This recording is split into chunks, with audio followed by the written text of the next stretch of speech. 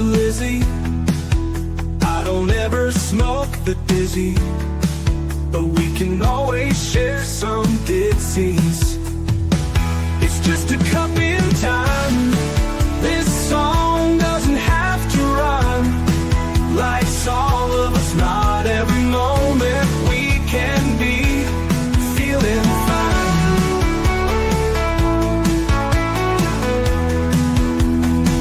I wanna share a moment, just a second if you will, maybe even a cup of thrill.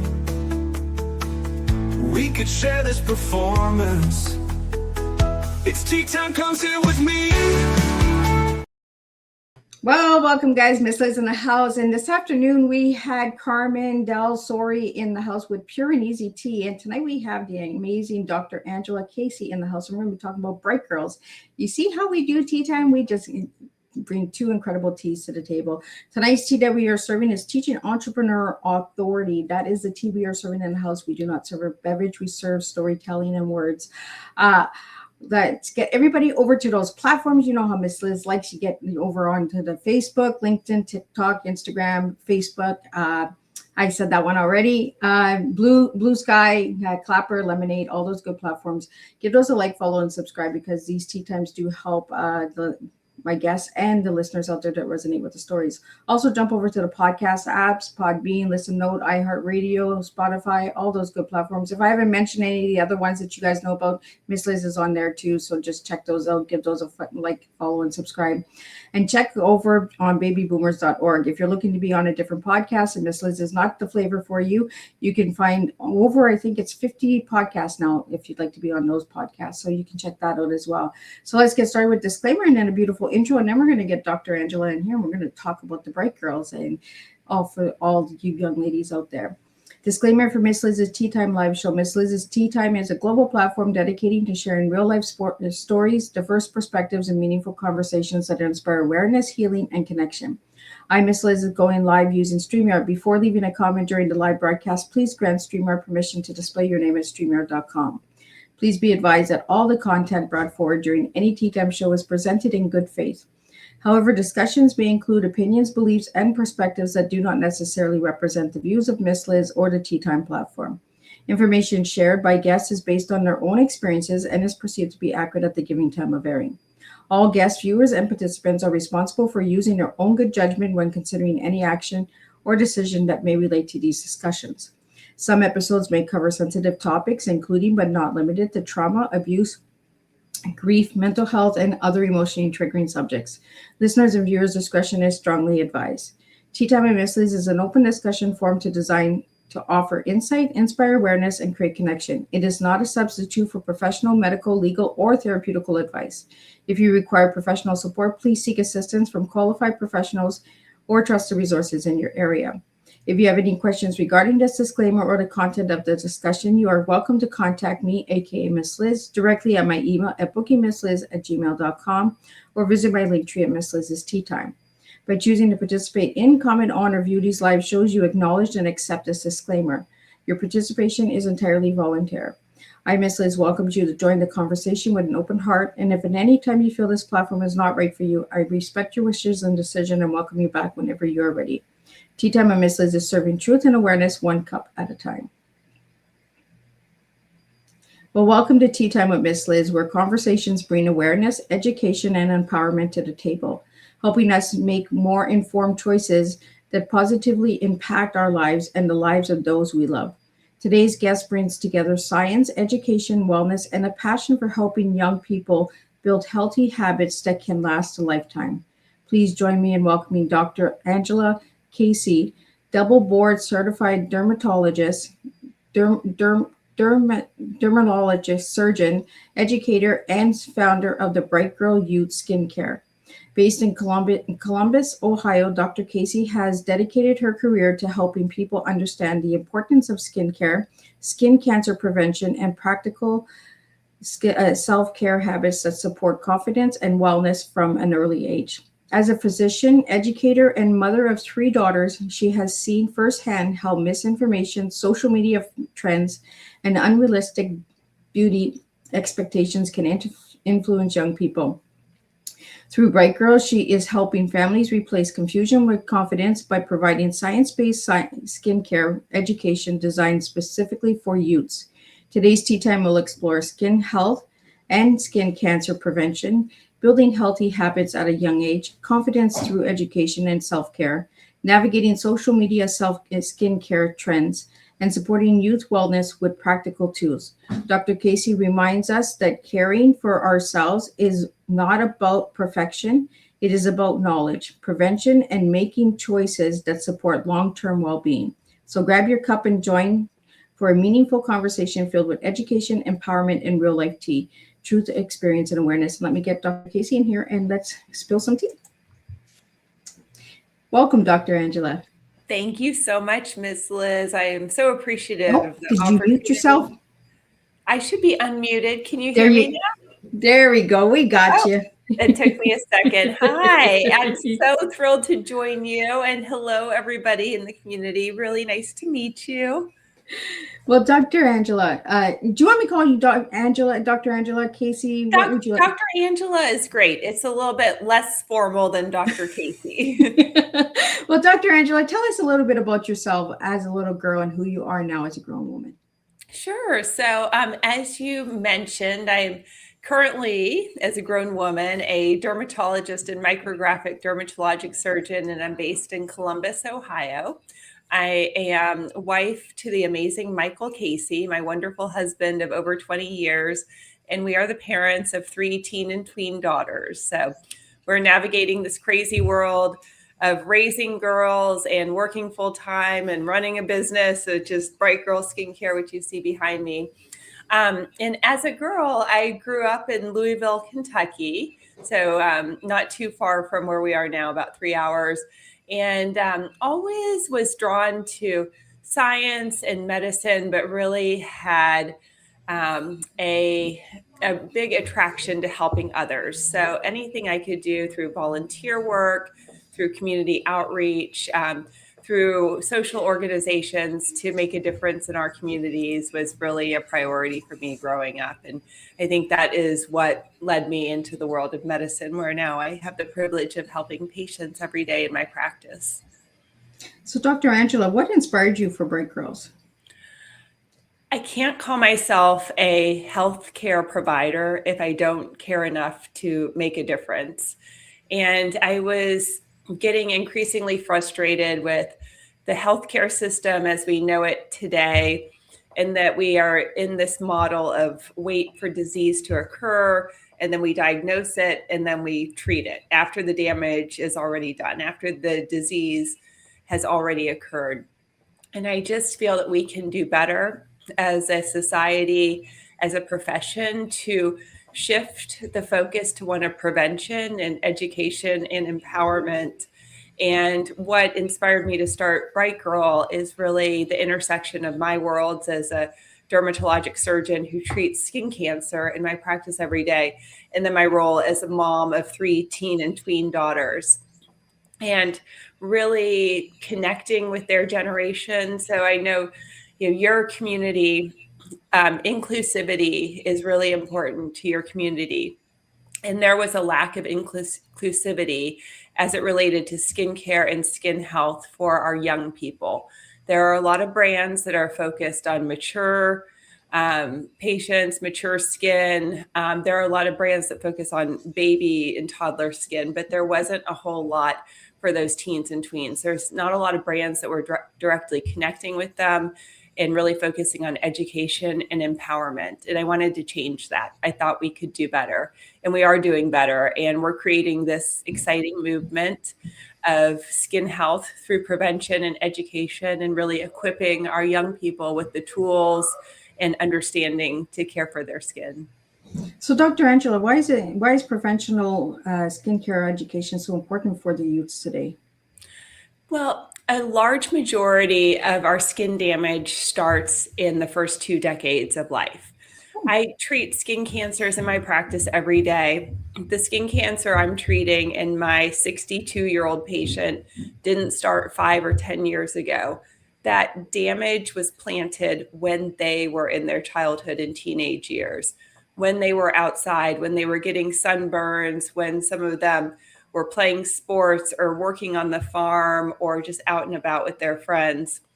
That was the root of the damage that I'm treating today.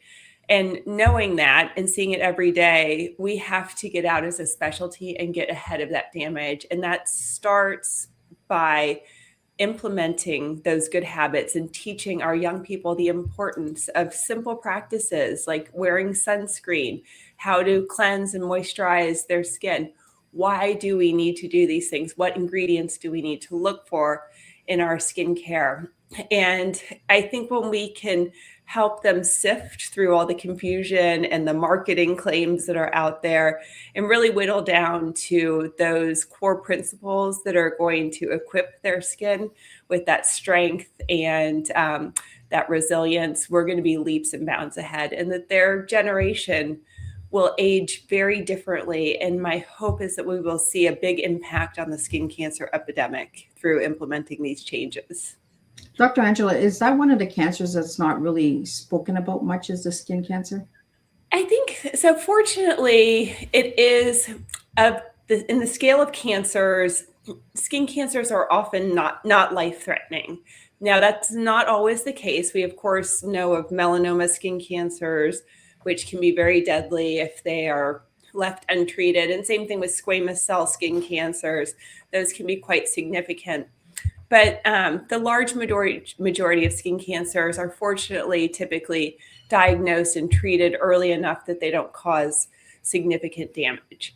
So skin cancer is actually the number one cancer worldwide, and not many people appreciate that. And another interesting statistic is if you take all other cancers, so all the breast cancer and prostate cancer, lung cancer, colon cancer, all those other cancers, and you combine all of them, skin cancer still outnumbers all those other cancers combined. So to say that it's not significant or that it's not going to affect us, it's just not true. It's going to affect 1 in 5 Americans by age 70.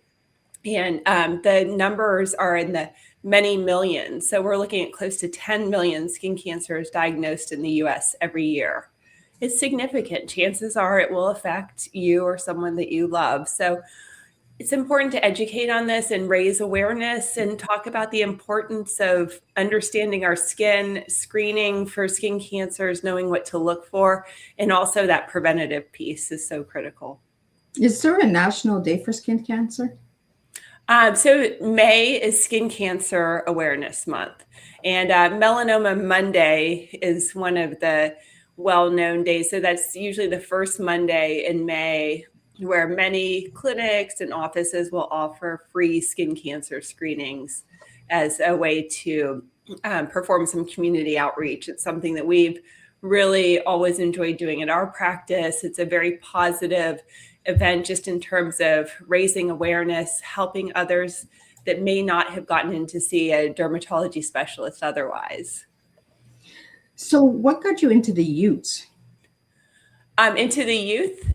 It really is being a parent myself. I think that seeing that day to day, living that in our own household, seeing where they struggled, where there was misinformation, watching my girls take things that they learned on social media or that they were hearing from friends or from less qualified professionals and coming home and saying, oh yeah, the woman at the spa said I should be using this exfoliating scrub on my face.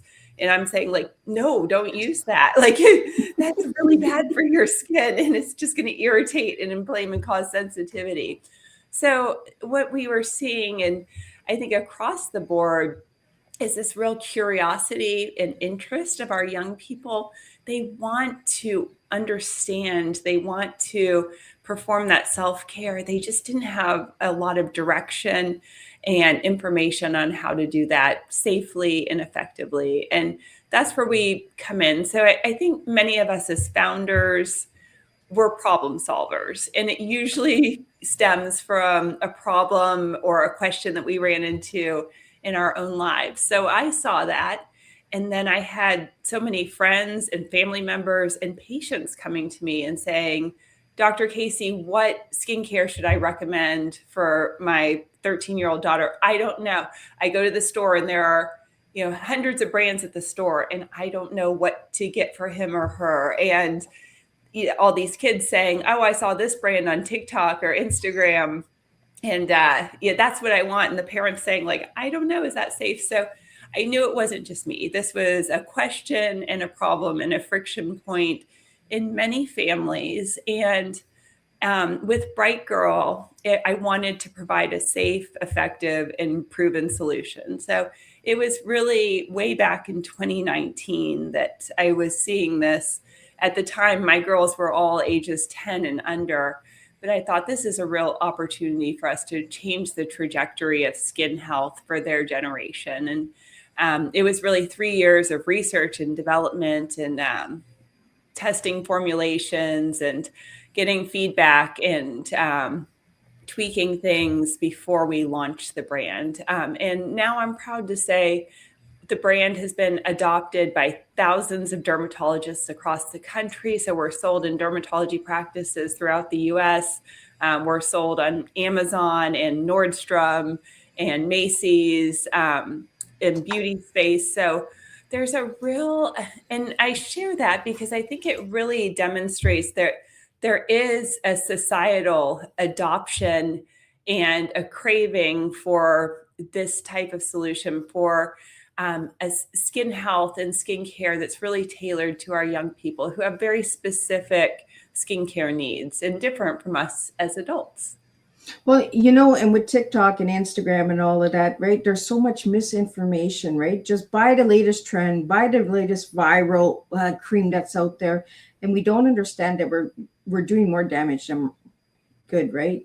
Absolutely. And that's why I wanted to have this topic on Tea Time. I just want to bring up Nick's because he asked me what inspired tonight's topic. And Tea Time is always inspired by education, guys. It's to bring education awareness to the table. And I haven't had a dermatologist come on and speak about skin cancer. So thank you, Nick, for that comment and that. We do have a couple questions here for you, Dr. Angela, that I'd like to get out to you as well. But social media is good for some things, but it's also bad for some things, right? And as a mom, how do you feel about these brands that are coming out without the proper testing and stuff? Yeah, so I think what we see on social media and a lot of the issue is that the beauty industry has a very different agenda than we as dermatologists have, right? I didn't start a skincare line to sell a bunch of products, right? I started this as a platform to educate and empower our young people. So for brands that are just out there trying to create, the newest trending cutesy product that really hasn't been clinically studied or gone through that extensive testing, I guess, it's all like well and good. I understand, brands want to be successful and get out there, but I think as consumers, you guys are the ones that have the voice and the vote. And when you choose a brand like that, then you're saying that you don't value all the research and evidence and data that's gone into it, and that you're maybe just buying it because of the way it looks or the way it smells, which I don't, that's not always the wrong thing, but I don't always think it's the healthiest choice. And in contrast, as a brand, we went through full IRB approved clinical trials. We went through all the testing. We got all the data points. We published the studies. So it's very different. And I think the way that we approach launching any sort of product in the healthcare system, think of medications that go through FDA trials, and there's a lot of layers of testing and checkpoints at every stage, so that we are not just mass producing something into consumer society. But I will say, with any sort of cosmetic product, there are some baseline regulations that need to be adhered to in order to sell on the market. So there are some basics, but then with our brand, we've just gone above and beyond kind of to the highest level of testing. And that was important with Bright Girl, that we really had the data to stand behind us as a brand. So, Dr. Angela, what is the biggest skincare mistakes young people are making today? I'm going to choose two things. It's hard to choose just one. First of all, is that they are often choosing products that are geared towards more mature skin. So a lot of the influencers and the creators and the celebrities that they are seeing on social media or other platforms are older than they are. So the 15-year-old is watching the 27-year-old do a self-care ritual and a skincare ritual. So the products that 27-year-old needs are very different than a 15-year-old. So teen and tween skin has a very unique microbiome. The skin barrier is a little different than adult skin. So it's very important that we are tailoring skincare to our youth that is appropriate for skin at their stage. And the skincare needs of a 15-year-old are different from those of a 7-year-old, and that's different from those of a 25-year-old. So you have to kind of respect those differences and cater skincare accordingly. So that's number one.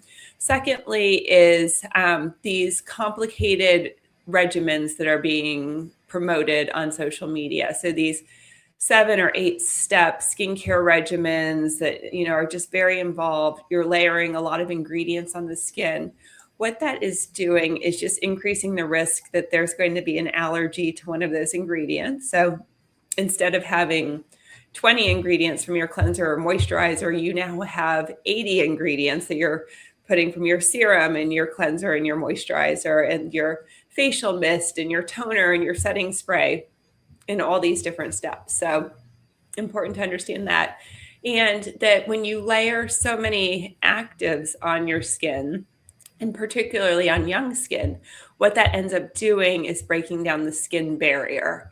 And that is the root of so many issues. That's what causes acne to flare. It's what causes skin sensitivity, blotchiness, inflammation, redness, all the things that our young people don't want.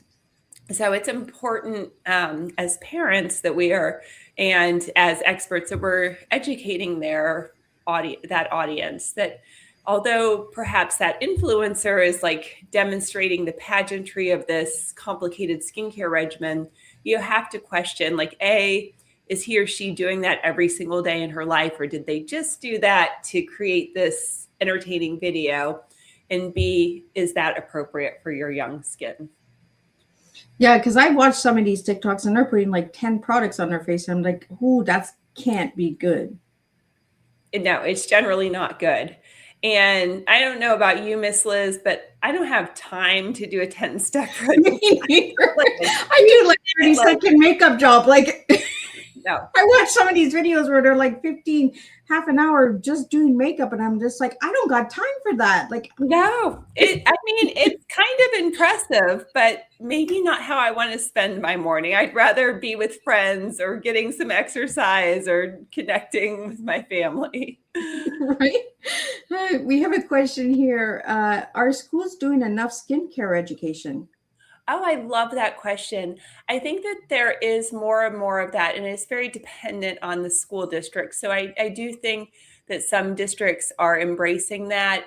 Likewise, certain societies and cities are mandating availability of sunscreen in schools. So we are seeing a trend shift in that respect, that there's more access, more availability for our young people, and that they can have that sunscreen readily available to them. So I think that that's a big win. Where we're missing is that most schools lack a structured curriculum where they can have an expert or an assembly or an auditorium that's taking that time to educate young people. The other thing I will say about Dr. Angela, I think that would be a cool class for like the junior highs, right? Because that's when acne starts and stuff like that. Oh, absolutely. I think it'd be very well received, Miss Liz. There is no doubt that skincare is personal to each and every one of us. There's not one person listening that doesn't have some sort of story or emotional memory or something that as it relates to their skin. I mean, we all have it and it's common among all of us. And so it's something that affects each and every one of us. And especially to your point for our middle schoolers, they're becoming very aware of it. It can be very front and center in their world and can be very much tied in with their mental health as well, and their confidence and their feelings of self-worth. So I think there is a real opportunity. I think it can be a lot of fun. And typically when I've had the opportunity to go out into the schools and educate, it's been really well received. I've done educational seminars with schools, with Girl Scout troops, and they get so excited. Everybody wants to share their stories. They want to share their questions. They want to show what products they're using and ask about them. So you really get this great engagement with young people, and we're teaching them a good, healthy habit and giving them the evidence behind it. So do you want to share a little bit about the products that you have? Absolutely. Absolutely. So with Bright Girl Skincare, which your audience can see behind me, and I know many of you are listening on audio. So you can, if you're walking or you're somewhere, you can jump on our website. It's just brightgirl, BRIGHTGIRL.com. And you can see the products. But we intentionally designed the Bright Girl products to be very visually appealing to our young people. So I know, as the mom of 3 teen and tween daughters, that the way anything, whether it's clothing or shoes or a purse or their personal care products, how it is packaged is first and foremost. That is, you never get a second chance to make a first impression. That is the first impression. And if it doesn't knock their socks off, they are not going to return to it. So I point that out, and we wanted quality through and through and customized packaging. But that has been really an area of positive feedback that we've gotten from anyone who's used the Bright Girl products. As a dermatologist, I could care less about the packaging, other than it's recyclable and it's made of sustainable materials to the extent that we can. But what I care about is what's inside those bottles and jars, and the amount of research and sifting through white papers, which are kind of the scientific papers that really deep dive into ingredients and how they work on the skin and how they work with each other, and understanding the pH of the skin and how that works into skin health and our skin barrier. And then taking into account my almost 20 years of dermatology experience that I've lived and breathed in the clinical setting, all of that went into forming these products. So everything is pH balanced. The products are clean. And I hate to use that term because clean skincare, clean personal beauty, it does not mean a thing. Your audience knows that. There's no definition of clean or standards that have to be adhered to. I use it only because it is the verbiage that is understood by people. But we are paraben, sulfate, phthalate free of any artificial dyes, artificial scents, no formaldehydes. There is a long list. I call it our no thank you list of ingredients that I intentionally left out because as a dermatologist, I know what can be irritating and harmful to the skin. As a mom, I know what I don't want going onto my daughter's skin, including any hormone disruptors, et cetera. So I take all the guesswork out of that for any parents that are wondering what is in their child's personal care products. And then the products are pH balanced to work with the skin's pH, which our skin pH tends to be on the slightly acidic side. So if we remember back to chemistry and the acid-base scale with water being at 7 and it's neutral, our skin pH is around a 4.5 to 5.5. So we've formulated the Bright Girl products to really work in harmony with our skin pH, which really supports a healthy skin barrier, and it really feeds and nourishes our skin microbiome and creates all this wonderful harmony in our skin that leads to healthier skin and success when it relates to skin diseases like acne and eczema, seborrheic dermatitis, or dandruff, things like that. Dr. Angela, we have a question here from you from Kathy, and she's like, does Dr. Casey still practice full-time as a dermatologist? I do, Kathy. I practice 5 days a week. My practice in 5 full days a week. I love what I do. I still look forward to going into work every day after almost 20 years.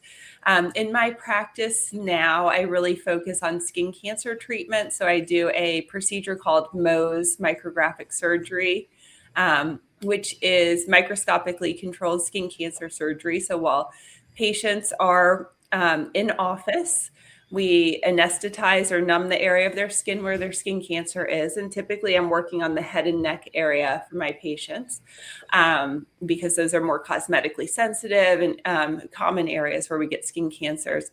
I then surgically remove the skin cancer with what we can see visibly and kind of looking close up at the area.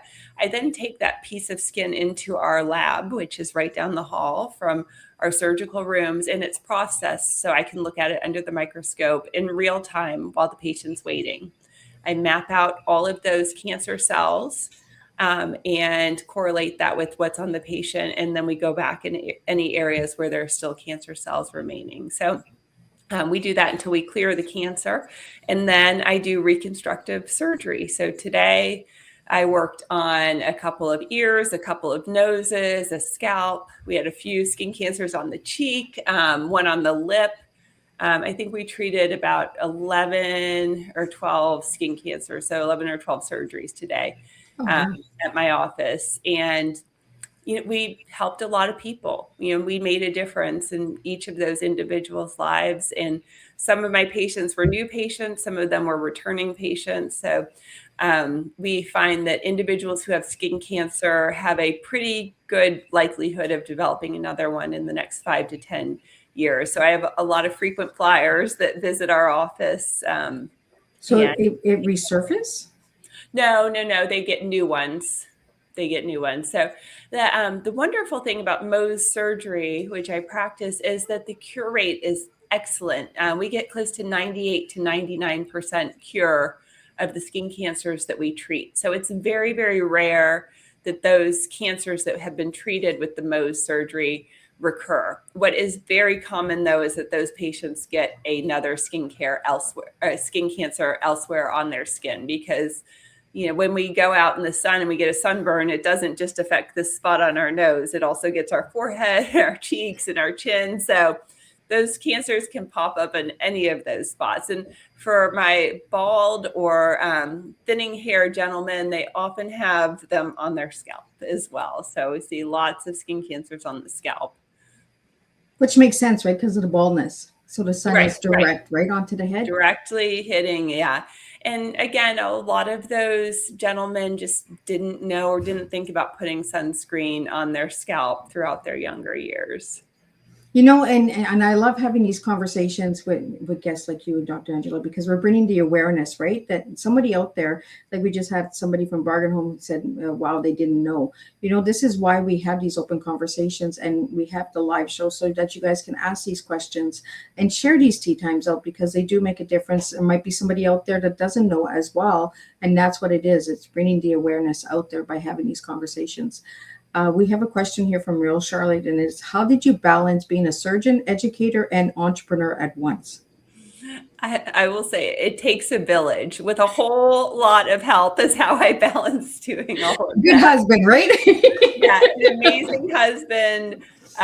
We still have a nanny, even though our girls are all teens and tweens, but we need someone to run them to sports practice. None of our girls nobody has their driver's license yet. So sports practices, to and from school events, just getting them where they need to go, or if they have to get art supplies for a project at school, like she helps so much with all of that. And our nanny, Jessica, has been with us since our youngest was born. So almost 12 years now. She's really tremendous. But in my office, I have an incredible team of nurses and administrative staff, secretaries, our lab staff. So I think it's just, none of us, I'm not any different from you or anybody else out there. We do what we're good at and where our skill sets lie. And then you have to take help when you need it and kind of know where those limits are.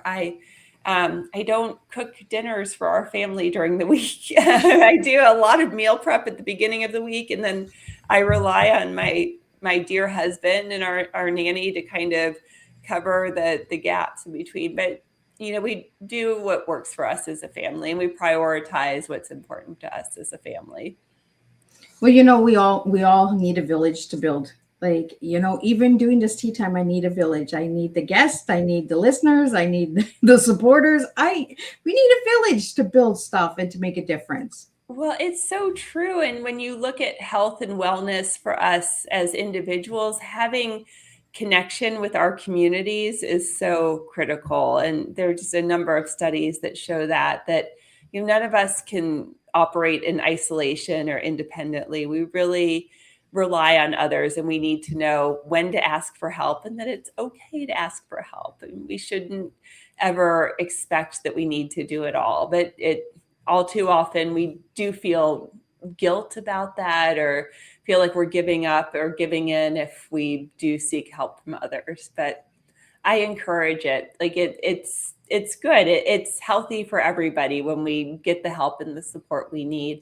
And it's such a gift when somebody can help us. So I never think of it as like asking something of someone. It's like people want to help each other. If somebody asks me a favor, like it gives me such joy to help them or do something, use my time or use my skills to help them.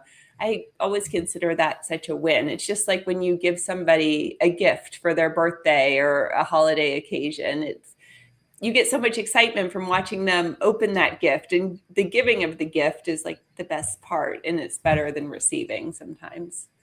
Dr. Angela, out of all of your products, what is the number one seller? Our Day and Bright moisturizer. So that is this little guy right here. Well, that's the small version. Hold on, I'll grab it back here. Sorry, the sun is coming in through the window, so that's why you're seeing. You're shining bright. You're bright girl. Hello. You're the bright girl. I can close the blinds here. I'm going to close the blinds because it is a little distracting. It's the sun. It's the Bright Girl brand, right? The shine is on. Brand. It's like, yeah, illuminating. Okay, that's a little bit better. But our Day and Bright moisturizer, which is this, right? This is our hero product. I'm so proud that this has won multiple awards, including the Cosmoprof Cosmo Trends, which is a big international beauty brand honor. We won that back in 2024. This is a finalist for the Allure Best of Beauty Awards for 2026. It is the perfect moisturizer, I think is the best way to put it. The perfect blend of being lightweight and hydrating, and it absorbs beautifully into your skin. It has lovely ingredients like ashwagandha, turmeric, mushroom extract. So all of these like good nutrients for your skin that is just like putting a multivitamin on your skin every day. And that hydration is really going to last through the day. And I just want to mention, like, hydrated skin, it's so critical for your skin health. So that is our best seller.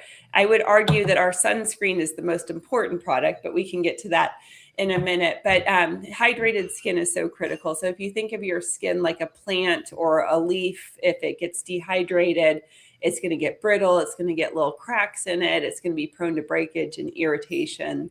When we moisturize our skin, it really plumps everything up and just keeps our skin nice and resilient so it can handle everything that our environment throws at it throughout the day. Well, Dr. Angela, I have a question for you, because I know my grandma and my mom, they used to put an eczema on their face. Oh, yeah. So what? I did too. And I'm not as old as your grandma or mom, but I can't find good eczema to do it, because my grandma's always like, don't forget to put your eczema on. And I was like, yeah, but I can't find a good one anymore, because now they're filled with, it's not the same as what it was before. Like so many things, just like Hostess Twinkies are not the same as they were when we were kids, Miss Liz. They're adding ingredients into them now, and they're like, oh, no. No, it doesn't even taste like food anymore. Yeah, the Noxzema doesn't even feel like like legitimate skincare anymore. No, that was like the original cold cream, right? You put it Yeah. on your skin, and it did have that like soothing and nourishing effect. So there was a definite benefit to that. I think they were on the right track. They just didn't have all the knowledge of ingredients that we do now. And we're just leaps and bounds ahead of where we were 20 or 30 years ago in terms of understanding ingredients, in terms of having more data, more research to rely upon, more studies looking at how these ingredients affect our skin. And back when you and I were young, we had a handful of brands to choose from, and that was that. There was also a school of thought that the drier your skin was, the less likely it was to break out in acne. So when we were teenagers, oh, thank you, Rochelle. She's saying great explanation. Thank you. But when we were teenagers, it was all about like dry out your skin as much as you can. Just dry up all that oil and your acne is going to get better. Now we know it's actually the exact opposite. If the more moisturized and resilient and stronger your skin barrier is, the less likely you are to get acne and breakout. So it's like the pendulum has swung completely in the other direction. We have a lot more data and research to rely upon. But I mean, I'll say like Noxema was on the right track. That also like another big one, the Clinique 3-step regimen, right? Clinique was the first of the brands to really offer this, kind of cleanser, toner, moisturizer regimen. And they were onto something. There is a lot of evidence about a regimen like that. And I'll give credit to those brands. They were very much thought leaders of their generation. Now, does that translate to them being the best available brands today? That's for everybody to decide for themselves. Well, they're not Hostess anymore, right? They're right. not in Twinkie. And the Twinkies are not even the same, guys. Like if Twinkie's watching Tea Time, go back to the old recipe. I mean, in fairness, I think weren't they like bought out multiple times by many other like owners? So now it's probably just all about the profit margin, and that's all they care about. Well, I think that's what happens with a lot of products in today's society, right? Is the profit margin. They're forgetting about the customer well-being and care, that they're just worried about the profit margin.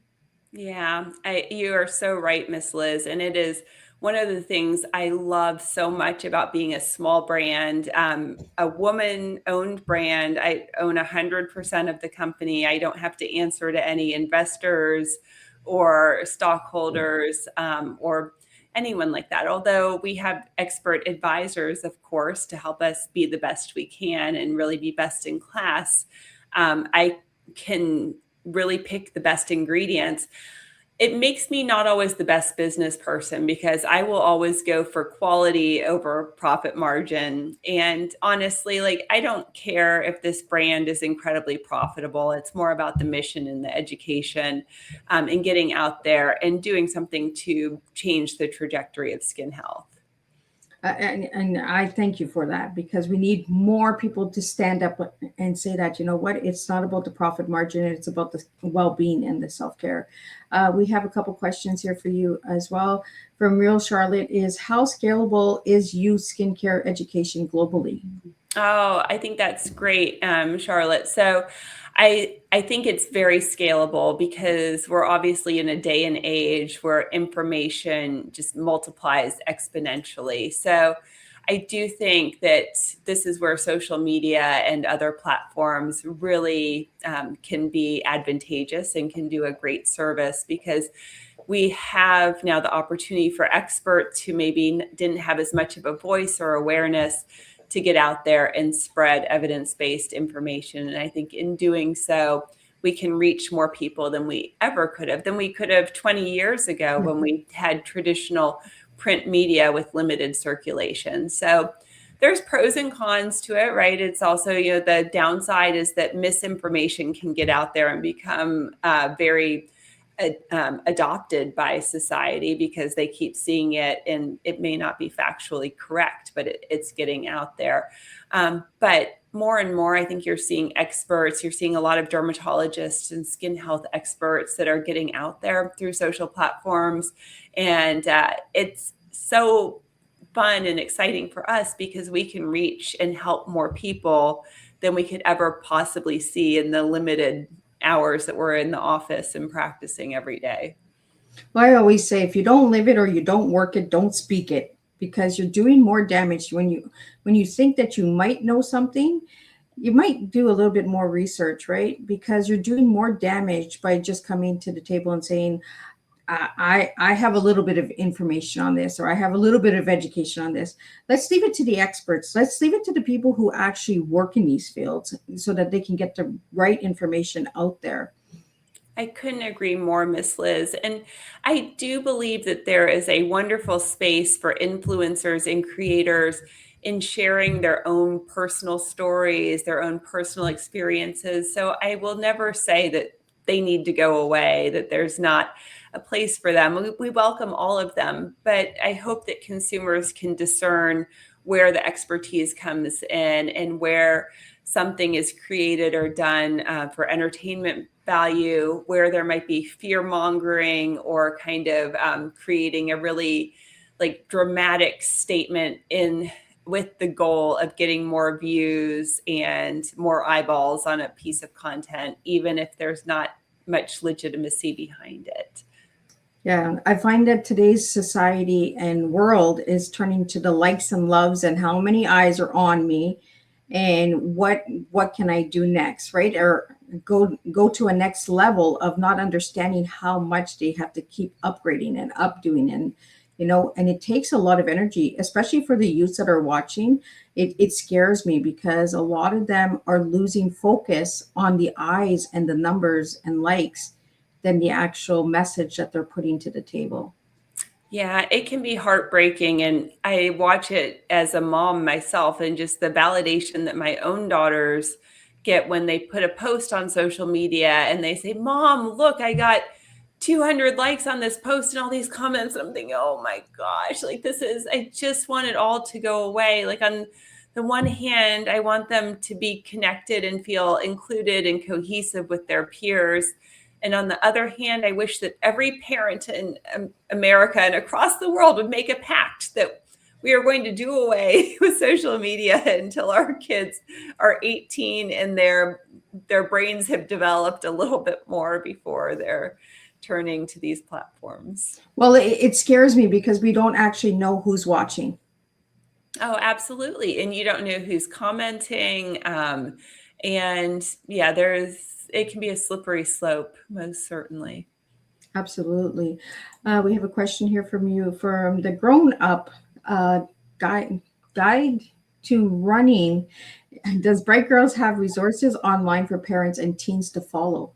We do. We have on our website, we have a really extensive blog. So again, that website is just brightgirl.com, BRIGHTGIRL.com. And you just scroll down to the bottom and you'll see our blog post.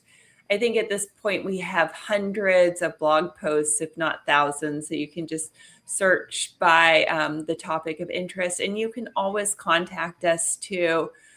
Through our website if you have a particular question. So I monitor a lot of that directly, or our team will get those messages to me. Likewise on social media, we're at Bright Girl Beauty, and you can always message us there if you have a particular question or a topic that you want us to cover. But I think it's important, again, to provide that expert resource in the interest of education and getting out there.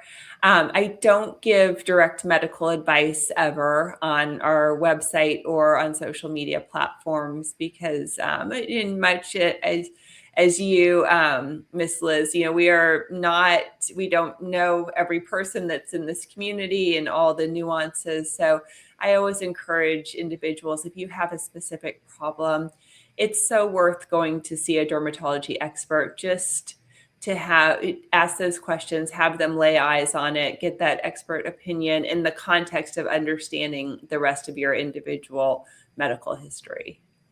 We have another question for you, Dr. Angela. Does she collaborate with schools or institutions?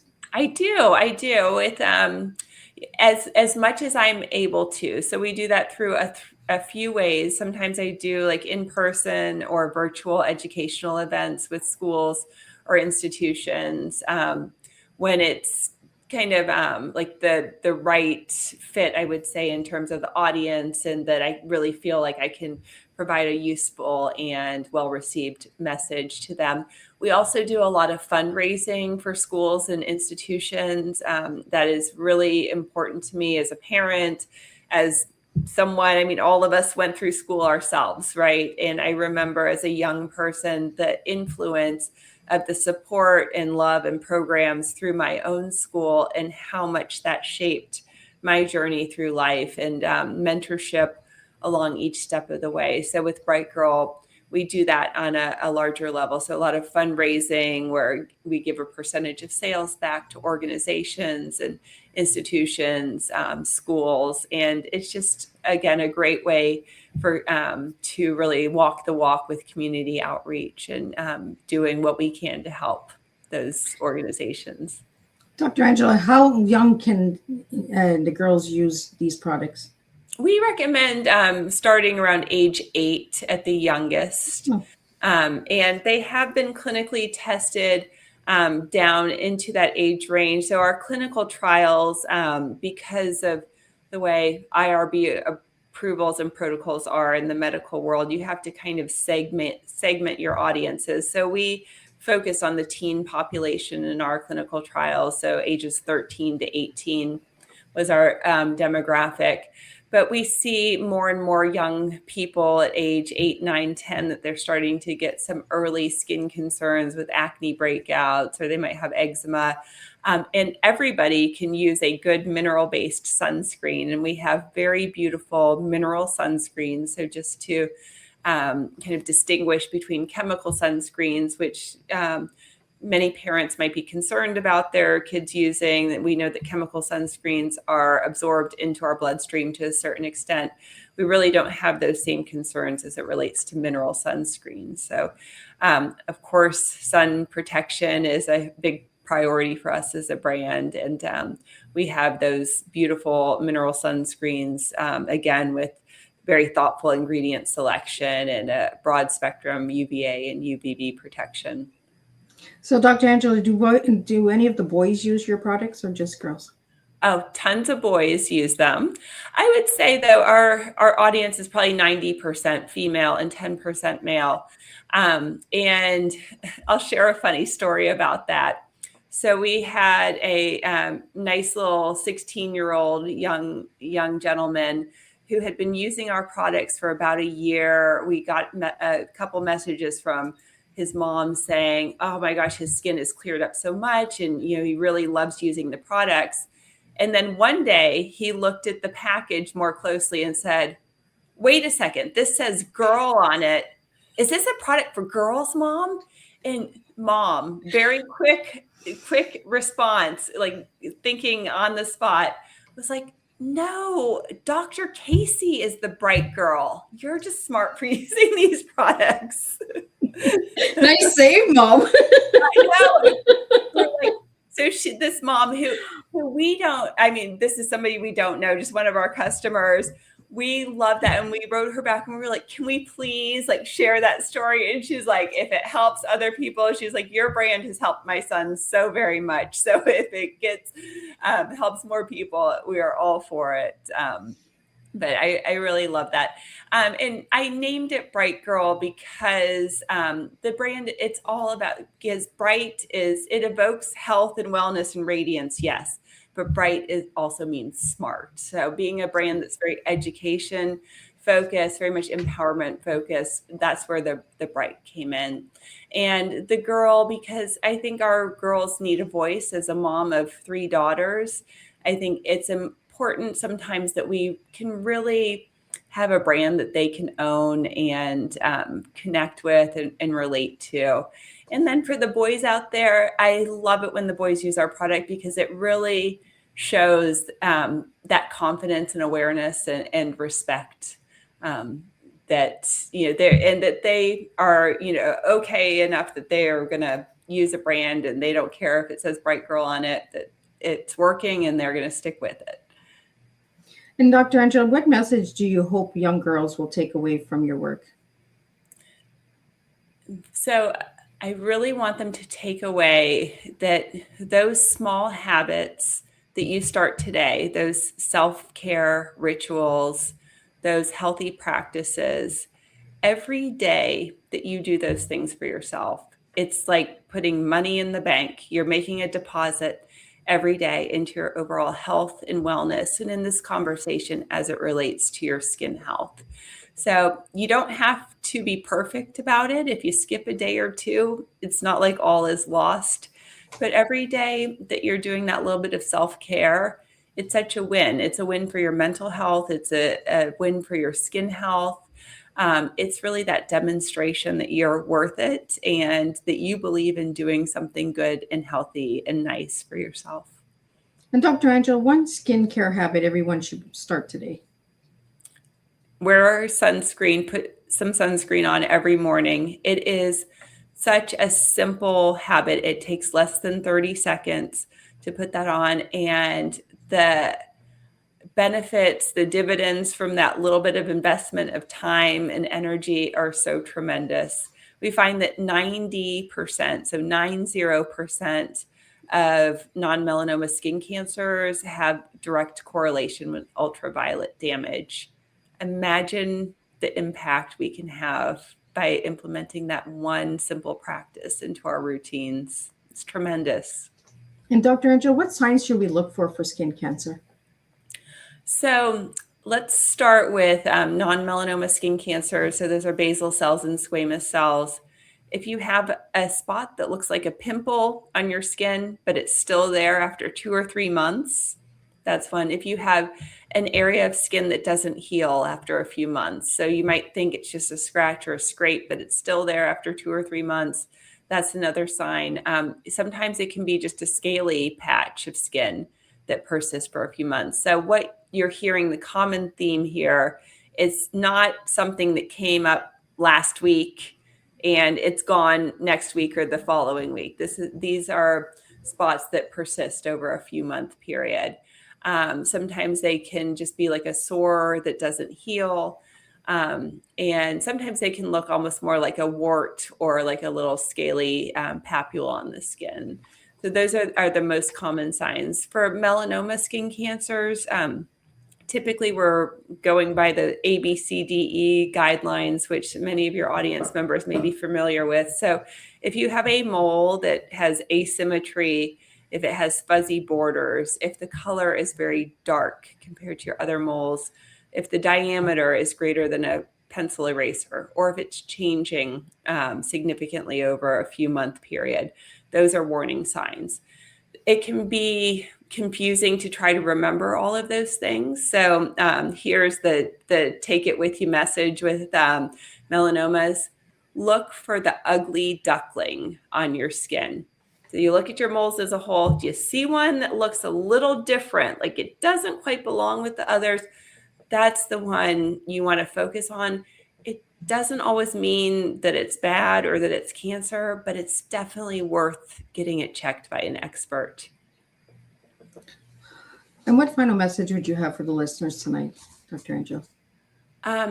So don't ever be afraid to go see a dermatology specialist because you've had a spot that's been there for 5 years or 10 years and you've just neglected it. Believe me, we've seen it all and there's never any judgment. So don't ever let that be a barrier to getting the care that you need because you're ashamed or embarrassed or you think you should have gotten it taken care of sooner. Like today is the first day of the rest of your life.